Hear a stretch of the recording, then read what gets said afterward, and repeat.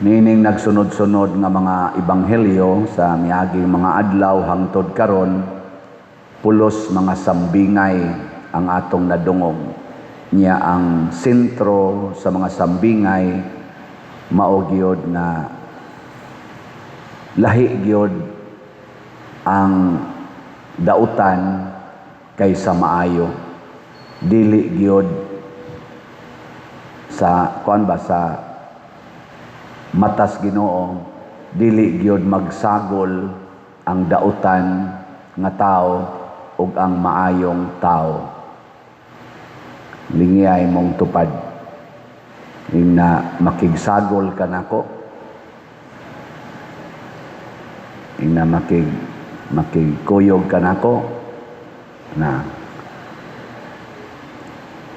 unya unsa may kalainan kanus aman mailhan ang dautan gikan sa maayo. Kay matud pa ni Jesus, hagpaton man ang dautan, labay padong skayo. Kuaon, labay padong skayo. Unsaon nato pagkahibaw samtang niya patas kalibutan nga kanang tawhana dautan na siya niya, kaning tawhana maayo ni siya. Unsa may sukdanan. Ha?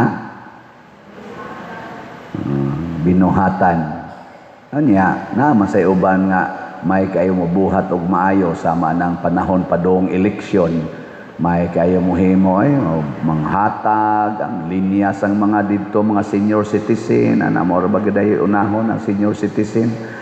Kanang mga pobre nga way mga balay, tagaan dayog ayuda, mga batanon, himuan dayog basketbolan, pickleball, ana niya himuan dayog mga balay kunuhay katong mga pobre kaayo, tagaag mga sin, tagaag mga simento, pero iniglingkod na tala pangurakot, malita-malitang kwarta, kurakot, wa mo kabantay. Mao na siya. Biyon saon magyud pag-ila. Ang unang sukdanan sa taong buangon, harita maghisgot sa buangon. Ang taong buangon, kusog kay na siya manaot sa mga tao nga kontra niya. Manaot gid na siya. Basta di siya kauyon, iya ginang dauton. Kay dautan man siya.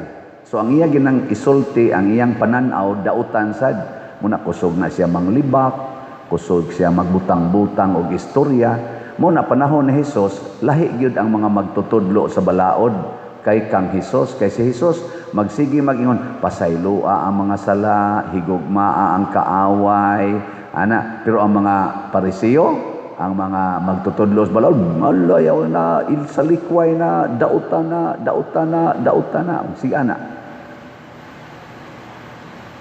Kamong mga asawa, kung mangabit inyong bana, or kamong mga bana, mangabit inyong asawa, unsa inyong reaksyon? Masuko mo o mo pasaylo? Ug masuko ka, dautan ka. Dautan.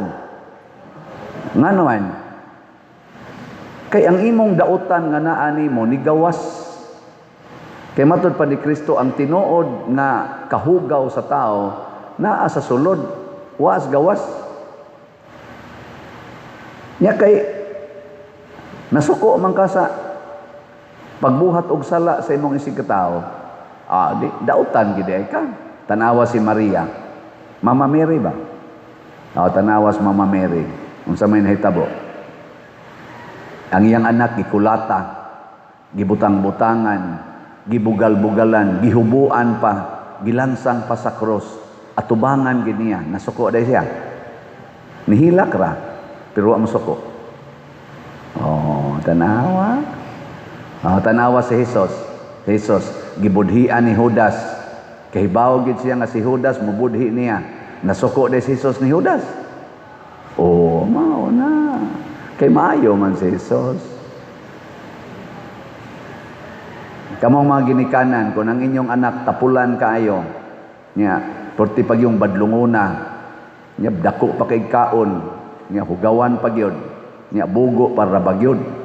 Masaman, magyaw-yaw mo, masuko mo, dili.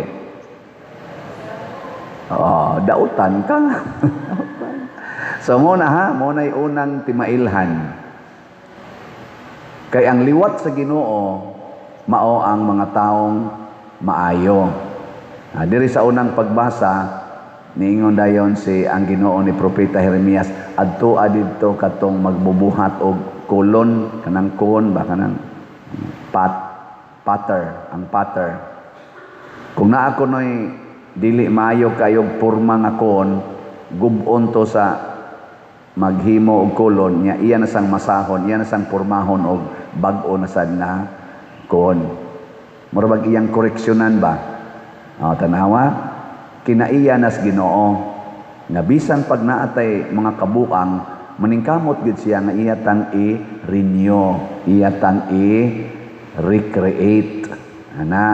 So ang buotan day nga tao mo recreate, ang buangon nga tao mo destroy. Bekin sa maroy buotan, Marcos Group o Duterte's Group? Secret. Kinsa maroy buotan dito sa impeachment court, ang prosecutor o ang mga defense group? Naminaw mo sa kanang kwan, ila impeachment? Tanawa. Ako, isulti lang nako ninyo ha. Si former senador, karon congresswoman Laila de Lima, na former sad nga DOJ secretary, kay bright kay na nga mao ginay ilang pambato nga lawyer sa prosecutor. Wa katiwas sa iyang introduction gahapon, kay gibadlong siya sa impeachment chair, ang kaning gitawag nato si judge sa may tawagan na ni Escudero, kanang sis Escudero, kanang head chair ba na siya sa judges sa impeachment court ba, siya mo'y kanang presiding judge. So siya mag-temper sa mag-guide sa ilang pag-trial. Introduction pa lang ni Congresswoman Laila de Lima, gibadlong ngano man kay di na allowed nga dunay himuon nga gitawag nila conclusion of law ba, kanang mo present kag ebidensya nya imo dayong i-convict ang accused. Kay ang prosecutor, ang ila pa na allegations pa ng ila, ang mo convict, ang mohimog conviction or conclusion ang husgado. Sila mo prosecute lang, mo presentar lang sila sa ebidensya. Unya aron kay mura maggigil kay bawo sagod ana si Laila de Lima, gigil man kay siya, inighisgot niya og amount, iya man dayong ingnon nga dunay anomalya, iya man dayong himuan og konklusyon nga kanang kriminal gitong aksyon sa VP Presidente. Gibadlong wa patiwasa, pastang uwawa na. Nga naman, akong nakita din nga naningkamot man gud sila nga mapin down ang Vice Presidente. Wa sila maningkamot nga mulutaw ang kamatuoran. Ang ilang gipaningkamutan nga mapin down mo nang gigil gid sila kanabitang asawa nga iniguli isbana sayos kadlawon unya luspad pangnaong nya ingno din mo gika kasi mong kabit ana ayaw paghimog konklusyon pangutana usa i-presume innocent usa siya, di ba, until proven guilty. I-prove o sa ba? Nga, ingon sad si Bongbong Marcos atong iyang suna, sinundan natin ang ebidensya kung saan siya tutungo. Istoryahe. Nagsunod ay sila ron, hain to padong ang mga malita. Wow, eh. Nya uwaw pa kay gahapon no sa hearing. Ako proud sa ko kay ang duha ka witnesses gahapon nagipresentar gikan sa akong former nga kani-ganing workplace ang land bank. Land bank na gud na manager sa land bank. Nalipay ko kay ang tinubagan sa manager sa land bank katong duha ka buok nga gipatawag. Honest. Sincere. Dili pareha tong NBI nga mga agents nga nag-convict pod sa Vice Presidente bisag wa sila personal knowledge. Moingon silang why personal knowledge, but they concluded nga yes, that statement is criminal. Pero wa sila personal knowledge. Pero ang taga-land bank nga manager, naingon sila na may personal knowledge kay kami may nag-handle sa pag-release sa withdrawal. Pero dili man to suspicious nga transaction. Ila ginang gibarugan. Bisan pag ibali-bali sila istorya nga kay suspicious to, kay unusual. Isa, yes, unusual but not suspicious. Sige sila balik-balik ana. Nya ingnon pa sila ni Bam Aquino katong manager, ni ingon pa sa Bam Aquino katong atong senador, ingon pa siya, you said you are in doubt. No, Your Honor, wala ko niingon nga I was doubtful. It was doubt. Nag-doubt ko. Ang akong giingon, unusual. Dili doubtful. Ayun na ba? Mo to niingon ko, ang tagalan bang honest ang iyang pagtubag. Wa gud ni cross-examine ang defense. Ang defense, wa ni cross-examine. Nya matod pa sa akong paminaw sa mga lawyers nga komentaryo, kana kay wa ni cross-examine ang defense, pasabot in favor to nila. So in short, imbis nga witness unta to nga gipresentar sa prosecutor aron mapindawon ang accused nasuportahan na noon. Nya unsa man na siya? Unsay pasabot? The truth will set you free. Ang ilang gipangita dito sa land bank nga gi-withdraw aron ilang i-accuse ang Vice Presidente mao ang 125 million. Ilang buot proibahan nga sa pag-withdraw pa lang sa bangko anomalos na nga transaction, suspicious na nga transaction ni sulti ang taga-bangko sa pag-withdraw on our end, dili to suspicious, unusual lang. Kaya panagsarami maka-release o ingon anak kadagko nga amount in that particular department sa gobyerno. Pero dili suspicious, kaya niagi siya sa standard, sa SOP, kung saan pag-withdraw sa mga government agencies. Sunod na sad kuno karon, kuha na sad. Murag karon sunod si Manam tingal ito. Kuha na sad ang ilang kuan. Unya kay gipapasar naman as kuha na may judgment ang kuha nga nakapasar na sa ilang kuan, ilang audit. Kaubo na sad ni sila. Ang ako lang point ba, ngano man nga ang prosecutors, ang mga congressmen nagsige magpangita sa kamatuuran tungod anang 125 million nga confidential fund sa Office of the Vice President. Wa lagi sila nangita atong gi-accuse sa mga Marines nga 800 billion na kwarta nga gisudlag malita unya gipang-distribute sa mga lain-laing mga tao sa gobyerno gikan sa office of the sa side sa executive, sa side sa legislative, apil na dito gani sa mga media men o sa mga naa sa ahensyas gobyerno sama sa DPWH o uban pa. Wa lagi sila mangita ana Kadto mo'y suspicious. Kadto mo'y illegal. Magdahakag kwarta nga tag sa kamalita, tag 48 million kuno'y sold adto hangtod 60 million. Unya gisud lag malita. Ang niagi hinuog bangko, ang niagi og proper withdrawal, sigihan nila question. Kadtunong niagi lag malita, wa nila sundi og asa to padong. Na ay 18 Marines nga nagtestigos nga witness me nga naggisod yung malita ang kwarta.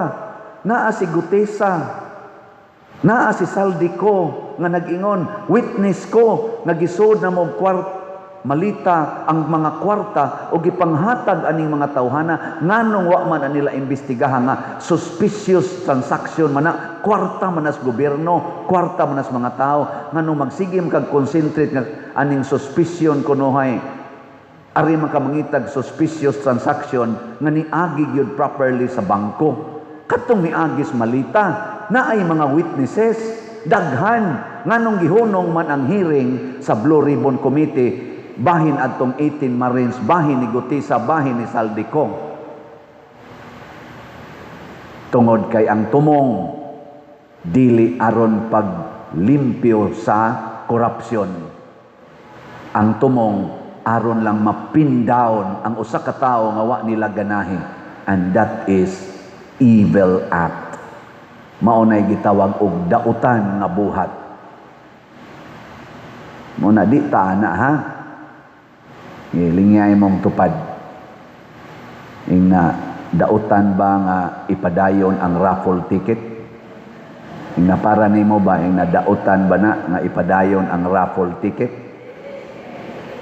Buutan day ka.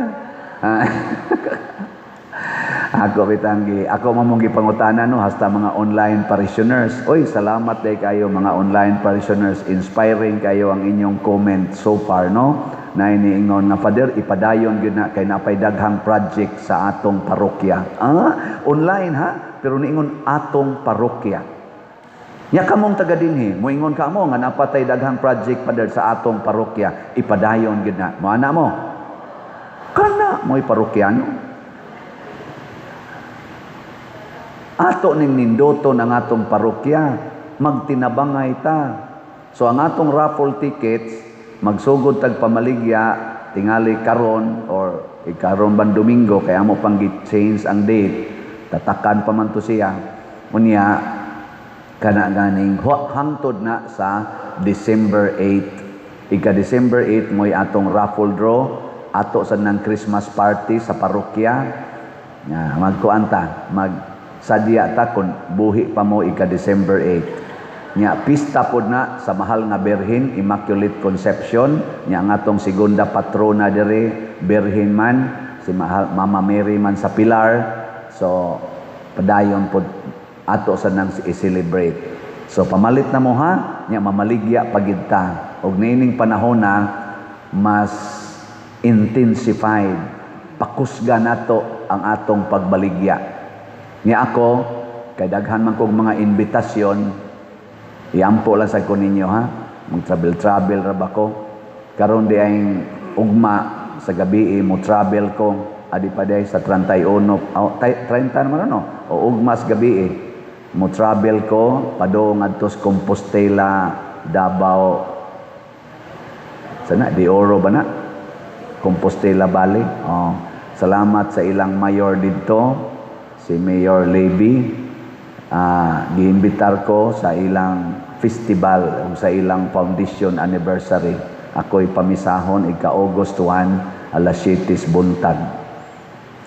Ambot makabalik pa ba ko din hing buhi? Okay ninyo makabalik ko din hing buhi?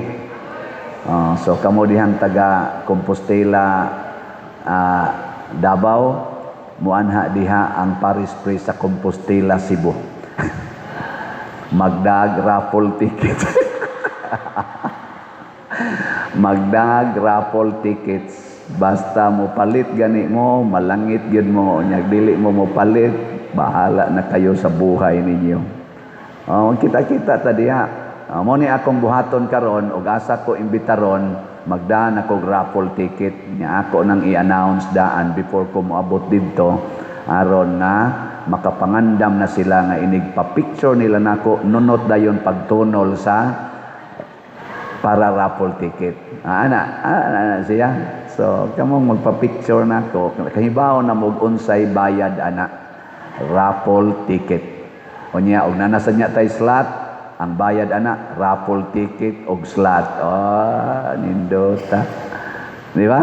Wa pa tayo slot, pero nagplano ko nga natay slot kay naatay Paris Youth Day karong August 21 to 23. Paris Youth Day. Dako-dako sa budget sila in town ato mga youth, naas mga 700,000. Dako ng activity dinhi ato mga youth, atong iyampo nga naron sila ongoing ang ilang pagpangandam ni ana. Nya ang atong nasa tay na agrihan na karon na Camino Festival sa atong pista sa atong segunda patron karong Oktubre. Nya dili na ako paning ikuan karon, ikonsulta pa ni sa atong General Assembly na mosetol bata sa October 12 nga pista or atong balhinon sa second Saturday kay og mag-festival gud ta nya naa sa weekday murag dili kayo siya nindot, no? So mas maayo og Saturday. So naroy among initial nga istorya-istorya second Saturday sa Oktubre nya maghimotag Camino Festival. Dako kay gasto pero festival man sad mo sanay akong atuon ron sa Compostela Davao Festival, gitawag nila Buganihan Festival. Kung sa nang buganihan, bugan man siguro na niya nihan. Ningon dahil kanoy bugas anihan. Ana din na. Na ilang bang bugas ba kana bang mga palay ba o kana mga rice o niya anihan, anniversary na silang pagpangani. No na siya Buganihan Festival. Nya kita sa duna sa tay unyay Camino Festival for the first time. Nindot ano? Kay Camino maning ato dinhi. Ato ning gibuhat mga igsoon para pagpalambo sa pagtuo aron maliwata ni Kristo ni Mama Mary og sa atong kanini ang patron na dili bitaw ta magsigig hukom sa tong isig katao, kung dili maningkamot ta nga mugawas ang kamatuoran, mugawas ang hustisya, nya mao nay atong puy-an, dili ang atong kaugalingong batasan. Kay kun mao na itong puy-an, mahimutang daotang isda, ilabay ta og magkagot, maghilak ta og magkagot atong ngipon. Diri sa atong tubag sa Salmo niingon ta diri pagsulti nga bulahan sila kansang hinabang mao ang Dios ni Jacob. Ug unsa man kinsa man tagaag hinabang sa Dios ni Jacob kadto rasan naningkamot nga mahimong liwat sa Dios.